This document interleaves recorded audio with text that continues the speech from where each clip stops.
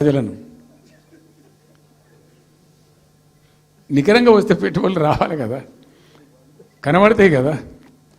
ఆ పెట్టుబడులు వస్తే లాభాలు జరుగుతాయి, ఉద్యోగాలు వస్తాయి, ఫ్యాక్టరీలు వస్తాయి, అడిషనల్ ఇన్కమ్ జనరేట్ అవుతుంది, స్టేట్ గవర్నమెంట్కి జిఎస్టీ పెరుగుతుంది.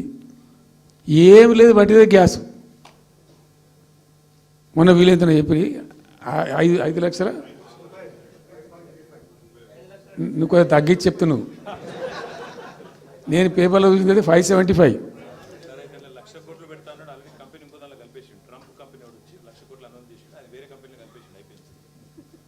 ఇట్లా ఇది ఏమి ట్రంప్ ఓడికి ఇంపి ఇదంతా ఏం పంచాయతీ? ఇట్లా ఇట్లా ఈ మోసాలు చేసి ప్రజలను ఎంతకాలం పంచిస్తారు? రియల్గా కాంక్రీట్ టర్మ్స్లో రియల్గా రావాలి, కృషి చేస్తే నిజంగా తండ్రాడాలి. మా గవర్నమెంట్ వచ్చిన నాడు హైదరాబాద్ నుంచి సాఫ్ట్వేర్ ఎక్స్పోర్ట్స్ 57,000 కోట్లు ఉండేనండి. మేము దాన్ని 2,47,000 దాకా తీసుకుపోయినాం. స్టెప్ అప్ చేసుకుంటూ వాటిని నరికితే గాలిలో మాటలు చెప్తే వస్తాయా? మేము బిజినెస్ మీట్లు పెట్టలే, కాంక్లేవులు పెట్టలే, ఏమి లేదు, పరదాలు కట్టలే. బెస్ట్ పాలసీ చేస్తే ఆటోమేటిక్గా అట్రాక్ట్ అయి వస్తారు. నేను చెప్పిన అప్పుడు ఒక ఆయన ఉండే, పాప ఆయన చీఫ్ సెక్రటరీ కూడా రిటైర్ అయ్యాడు, ఆయన పేరే ఉండే మాధవరావు అల్లుడు ప్రదీప్ చంద్రకు చెప్తే ఆయన పాలసీ తయారు చేయమని చెప్తే తెప్పించండు. పాపం చాలా దేశాలకు తెప్పించండు. ఒక 50 సార్లు రిజెక్ట్ చేసిండు. ఇట్లా కాదు, నాకు కాంక్రీట్ కావాలి, ఇంకా మంచి కావాలి చెప్పి చాలా కష్టపడి చేసిండు. I must appreciate him. The best policy was brought in. తెచ్చిన తర్వాత కూడా ఎట్లుంటుందంటే, ఒక కంపెనీ వాడు వచ్చిండు, ఫాక్స్కానా, ఆ మహారాష్ట్రలో కొట్టుకుపోయింది. ఫాక్స్కాన్ అనే కంపెనీ చాలా పెద్ద కంపెనీ వాస్తవానికి. ఇదేవి తయారు చేస్తారు, ఈ సెల్ ఫోన్లు ఇవన్నీ ఎలక్ట్రానిక్స్లో ఉన్నాడు. చాలామంది ఉమెన్కి ఎంప్లాయ్మెంట్ దొరుకుతుంది దాంట్లో, 1000 మందికి.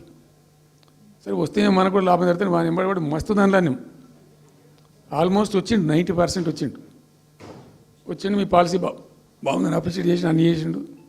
యాళ్ళకు వస్తే మహారాష్ట్ర ప్రభుత్వం 3,000 కోట్ల రూపాయలు వానికి నగదు ఇన్సెంటివ్ ఇస్తాను, వాడు కొట్టుకుపోయాడు. 3,000 crores ఎదురిస్తేనే నీకు డబ్బులని తీసుకుపోయాడు. అప్పుడు మనకు అంత కెపాసిటీ లేకుంటే సరే రియల్ ట్రై చేస్తే, కాంపిటీషన్ ఉన్నప్పుడు ట్రై చేస్తే కొన్ని సందర్భాలు జరుగుతాయి, కొన్ని జరిగాయి.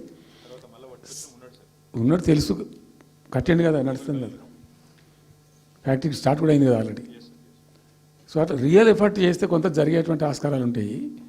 ఇప్పుడు వెల్స్పన్ కానీ, వరంగల్లో వస్తున్నటువంటి మెగా టెక్స్టైల్ పార్క్లో కైటెక్స్ కానీ, చాలా వాళ్ళు ఎంబడివాడి తనలాడి తిప్పలవాడి అది చేసి పట్టుకొస్తే ఓటి సమకూరుకుంటూ పోతుంటుంది. కానీ వట్టి హైప్ క్రియేట్ చేసి మందిని మోసం చేసి ఎన్ని రోజులు ఇస్తుంది? ఆత్మవంచన, ప్రజావంచన. ఏమైనా వస్తుందిరా బాబు అంటే ఏమి రాదు.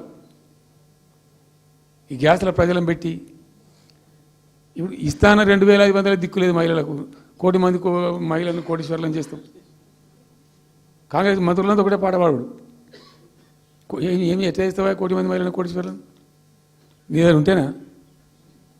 ఉన్న రెవెన్యూ పీకింది రాష్ట్రాన్ని, లోపలికి అయిపోయింది. మేము ఉన్నప్పుడు గ్రోత్లో 50% లేదు. అసలు మీ గ్రోత్ గురించి అవగాహన ఉందా? ఎట్లా ఒక్కొక్క రూపాయి కూడబెట్టాలి, ఎట్లా తీసుకుపోవాలి? నేను ముఖ్యమంత్రి అయిన తర్వాత నన్ను ఎంతమంది టెంప్ట్ చేసినా ఐఏఎస్ ఆఫీసర్లు వాళ్ళు వీళ్ళు, ₹1 రిజిస్ట్రేషన్ ఛార్జ్ పెంచాలి నేను 4 ఏళ్ళ దాకా. Not even single rupee. ఉల్టా నేను వాళ్ళని పిలిచి మీకు ఏం కావాలి, రియల్ ఎస్టేట్ బాగా మంచిగా చేసుకుపోవాలి, హై క్లాస్ రావాలి అంటే ఎట్లా? హైదరాబాద్లో కూడా స్కై లైన్ రావాలని చెప్పి 3 ఏళ్ళు తిప్పలవాడనండి నేను, 3 years. ఎందుకంటే స్కై లైన్ రావాలని నోటి మాట అంటే రాదు, దానికి కూడా ఎక్కువ కావాలి. ఆ 50 అంతస్తులు 60 అంతస్తులు మీదకి పోయి కట్టేటువంటి ఆ క్రేన్ ఆపరేటర్లు, క్రేన్ డ్రైవర్లు, దానికి సంబంధించిన సరంజామా అంత ఉంటుంది. ఆ ఎక్కువ వస్తే ఆ స్కై రైజ్ వస్తుంది. ఆ ఎక్కువ తేవడానికి చాలా కష్టపడాల్సి వచ్చింది. ఇప్పుడు ఈ రాజభవన్ పక్కనే గేట్ పక్కన ఒకటి ఉంటుంది చూడండి, కాదు ఒక టవర్ ఉంటుంది ఒకటి,